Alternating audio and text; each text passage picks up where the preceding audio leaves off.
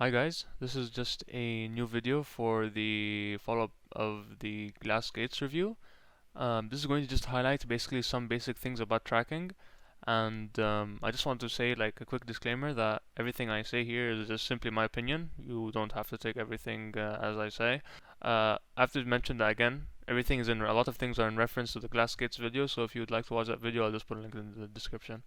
There's a bunch of things I want to talk about. Hopefully, I'll put some timers next to these, and maybe you can just skip through and see whichever one you care about the most. Quickly, I'm going to explain them all.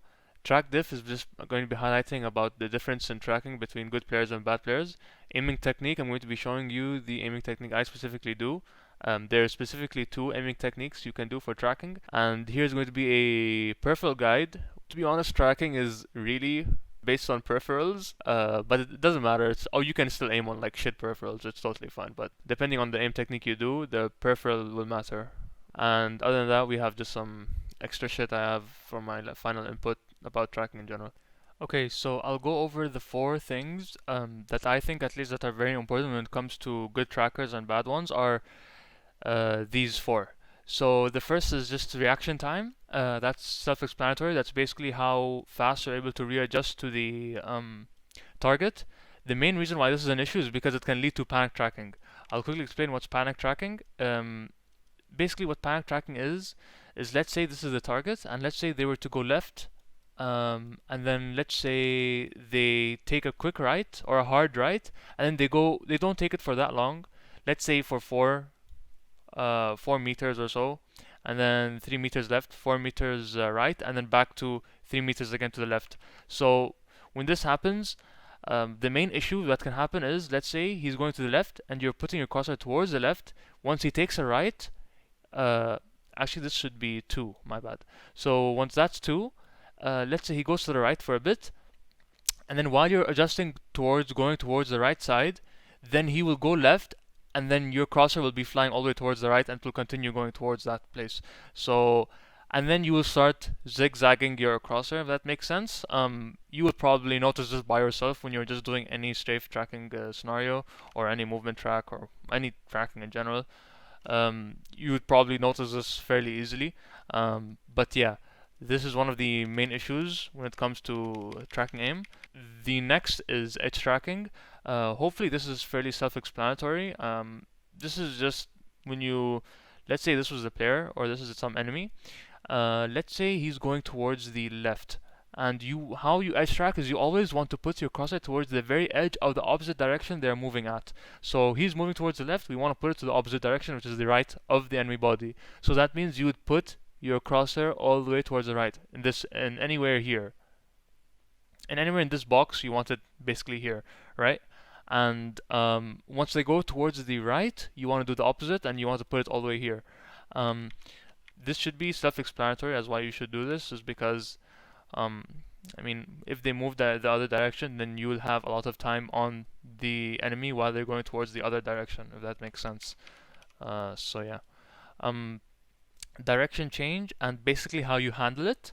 So this is essentially the biggest part when it comes to the next part I'm going to talk about, which is the aiming technique and essentially how you handle this. There's two ways of doing this. You can do it the speed method or the control method. I'll get more to that in depth later. But basically how you handle the movement of the enemy when they go left and then right again and then left again and then right again, right? In this sort of scenario, when they go left and right a lot, how you are able to handle this movement. A lot of people like to flick and then flick again, flick again, flick again, and some people would like to do this gradual motion of this controlled tracking, and I'll get to it and I'll explain to it more. And the fourth one is basically anti-mirror aim. Again, this list can go so long, but these are essentially the biggest ones that I found for myself, especially that are very important. Anti-mirror aim is basically when, let's say, the enemy is moving towards the right, and let's say your crosshair is on them, and you're going towards the left. So I'll put up a video of what it looks like. Hopefully, it'll be easier to explain. And basically, you would guess there's something called mirror aim as well, where you just put your crosshair on the enemy while you go towards the same direction. If he's going right, you go right, and you just place your crosshair on the enemy and you don't really move. That's mirror aim. So yeah, that's basically the four main things I'm going to talk about and highlight. And basically, this guide will be highlighting direction change a lot. This third part, essentially, this guide is going to highlight the most since it's very important. And I've noticed that this is one of the biggest things is when it comes to just having good aim in general. So now, moving on to aim technique. So this is the aim technique I'm going to talk about. I'm going to talk about two aim techniques: speed and control. Not saying that you can't do like a mix of both. You definitely can. There's no issue with that. But just know that there are these methods as well of tracking. That's what I want to, at least for you to get out of this video, is that you understand that there's multiple ways of tracking. So speed tracking, simply said, if the enemy goes left, you usually push your mouse towards the left. The force you apply to the mouse will be going towards the left side. Imagine this was like a velocity vector for your mouse. It would go towards the left like this. And if he was going to go to the right, the enemy, you would just move towards the right. Nothing's wrong with this way of aiming. This is just speed tracking. An idea of when you want to be speed tracking is, let's say, on like a horizontal scenario with a lot of side movement, I guess, or like left and right stutter movements of the enemy where they go left and then right again, left again, and then right again. So speed would be useful here. Essentially, you can apply this to even other scenarios, but you would just find that out yourself. Just as a quick thing, if it wasn't already obvious, but this is the mouse pad, this red line, and this white is just the mouse. So going over toward the control method, this is essentially what I want to talk about, is the control tracking. So this is a lot more useful when it comes to scenarios that you are moving in. So anything related to movement tracking, which is essentially more important than speed tracking, because most of the times when you're doing speed tracking scenarios, you're just standing still, right? Whereas in most games, you're going to be moving. You're not going to be standing still and shooting. But yeah, control is basically like this. Let's say the enemy moves towards the left. The way you apply force to your mouse, again, this is knowing that the enemy will be going towards the right and will be going towards the left and be doing a lot of movement in general, right?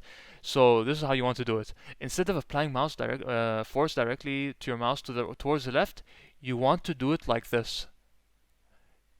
You want to push a bit down and go towards the left. So slowly putting pressure downwards, going towards the other direction, knowing that he's going to go to the right. And then if he's going to go to the other direction again, you want to do the same thing. Starting on the right, you go left, down, down, down, all the way until you go to the left. Now, in my opinion, if you know the enemy is going to be doing left, then right, then left again, then right again, like just a lot of those stutter movements, you want to aim in this manner. You want to aim in this controlled manner where you're putting down force instead of this force on the left, all the way just towards the left and right. You want to be pushing down. This helps you get a lot of controlled movement and essentially makes your mouse move in a manner like this, rather than something like this, if that makes sense. Yeah, this is just imagine the mouse was here, here, here, and so on.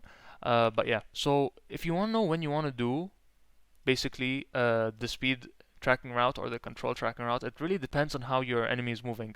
If you're going to do something like a smoothness scenario, or you're in a scenario that you know the player is going to be forced to go in one direction, let's say they're taking like some parachute and they're going like this is their trajectory or their path, then you want to take the speed route. You want to only apply force towards the left and just go left slowly. Depends on the speed, obviously, of this trajectory, right? Depending on the magnitude. But yeah, anyway, and you would want to control when there's a lot of stutter movements, as I said before, left and right, when the enemy is doing a lot of left and right, so you want to do that controlled. You want to put pressure downwards, and hopefully that should help you a lot when it comes to readjusting back towards the enemy, and you don't overflick and things like that. It also, doing this will also help with your panic tracking and will help you reduce it a lot. This is one of the big things that when it comes to reaction time, you can help yourself by just doing this control tracking. It will help a lot and to reduce by the amount of panicking you do when you're tracking. Again, control is very useful as well in mirror aiming. Just saying, anti-mirror aiming. So with that being said, we'll move on to the next one. It's just talking about computer peripherals when it comes to tracking. Now again, I said before that the peripherals kind of matter when it comes to what tracking, or at least type of tracking that you choose to take, right? It doesn't matter even if you go for peripherals that are for speed. You can still do the control one, but it will be just harder. Like it wouldn't be catered towards it, right? If you want to do both, like a hybrid, I'll also cover that right now. You can go for so all this basically comes down to is mousepad. That's just the truth. It comes down to mousepad, right? And what mouse speed you're using. Um, I want you to take from this, at least from this peripheral guide, is that just make sure you have good skates. It doesn't have to be glass, but just make sure you have good skates and they're not shit, basically, right? So yeah, uh, for speed, for speed, you want something that's really fast, essentially. So any artisan mid mousepad would do okay, but it just get out. It just honestly gets outclassed by SkyPad 3.0 very easily. But just know that SkyPad 3.0 is just only use PTFE on it. Don't use anything else. Don't ever use glass. Use PTFE only. SkyPad 3.0 is really good for speed. Mid is what I use, and honestly, I'm doing really good on it already. But doesn't mean that it's extremely good. But mid is more catered towards like a hybrid of both, but a true hybrid would be soft. Any soft mousepad in general, anything soft, anything with a decent amount of speed on the mouse would be perfectly fine and would be just a hybrid of both. You could do both essentially on it. But let's say you want to go fully on speed, again, SkyPad 3.0 with PTFE would be the way to go. You want to go for control tracking, the best peripherals would definitely be anything, excuse me, anything X soft in terms of artisan mousepad, anything that's really soft, that essentially that you can push down into. Remember how I said about how you push down and controlled? Essentially, when it goes down, your mouse essentially goes a little bit into the mousepad. It will help you get a lot more control in your tracking movement. Hopefully that does make sense. Again, you don't have to use glass gates, but this video is in reference to glass gates, and just so you know, glass is okay with soft and Xsoft, but the only thing with mid is that you're able to feel the glass skates on your mousepad. So if you do not like that feeling, I suggest you just go for soft and play it safe. And yeah, so with that being said, we'll just move on to the next section. I forgot to mention, SkyPad is also fairly expensive though. It does go for $119. And one thing I have to say, even though this is all artisan mousepads that I'm talking about right now, you can, if you want any budget mousepad, just know the most important thing that you choose is the hardness. So anything that's very soft, or at least a very soft mousepad, you can cater it towards this control tracking. Anything that's very hard, essentially, can be catered towards speed tracking, right? Now the type, if you're wondering about what type I suggest personally, so for speed, I suggest anything fast. Raiden would be good if you want. If you don't want, if you think Raiden is too fast and maybe it's a bit risky, you just go for Hayate Outsu. And the same can be said for control. If you want a very balanced control experience, just go for again something balanced out, Hayate Outsu. If you want something full control, you can go for the Zero if you want. With that being said, we'll just go to the next section. I'll just talk about some miscellaneous stuff. So going on to the last part is going to be fairly short, but I just want to talk about some small things. So in general, your sensitivity for this, for tracking, at least in my opinion, should be somewhere between 20 to 40 centimeter per revolution or 360, and the outliers would be at least the minimum of 15 and the max of 50 to 60. Any extreme outliers like under 10 cm and anything above like 100 cm for tracking, in my opinion, isn't really good. But again, with that being said, it's sensitivity. If you're good at aiming, sensitivity does not matter, and you can play on any sensitivity. That's just the truth when it comes down to sense. Yeah, so if you can just move your mouse fast, just do whatever the fuck you want. Doesn't matter. You can play on no sense, high sense. If you can control your mouse, do whatever you want, dude. Over to glass benefit. So glass gates, they mainly benefit speed. And they're really nice for the glide. Essentially, you're getting glass skates for the glide, right? But in terms of this, what I mean by here is that they're mainly focused towards obviously more tracking based than control. But once they have breaken in, you can do literally anything, any like control related games. So I guess that'd be any tac shooters like CS and Valorant. You do completely fine, honestly. And the last thing I want to talk about is basically sense cheesing when it comes to tracking, especially things like movement tracking, where anti-mirroring is going to be a thing and basically the enemy is going to go left and right a lot. So notice how I was talking before about how sometimes your aim might overflick and then sometimes you might have this jagged motion, even though you might not be used to this, or you're trying to improve this, a very easy, quick way, and like a cheese method, I guess, to fix this is by just going low sense. Just change your setups to like 40 cm, and obviously if you're playing higher than 40 cm, then at least in my scenario, let's say normally you play 35 cm or 30, you could try 40, 45, 50, and you can just see how much your aim would actually change.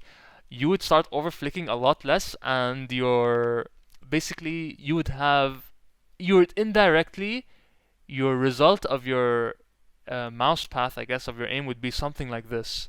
If the enemy is going left and then right a lot, if that makes sense. So here we're assuming the enemy is going left, then here it starts going towards the right, and then it starts here goes towards the left again, and then towards the right again. Hopefully that does make sense. But if you go low sense, you can indirectly get this movement very quickly, without even practicing. But essentially, if you're going to do this type of movement on high sensitivity, you do need to practice a bit. You do need to learn how to apply downforce like this and learn how to control this, essentially. But once you do, it's going to get extremely easy. It's going to get so easy to do any sort of tracking, honestly speaking. Yeah, that's basically it. So this is a very different video compared to what I usually put out. Motherfucking Khan Academy looking ass fucking video.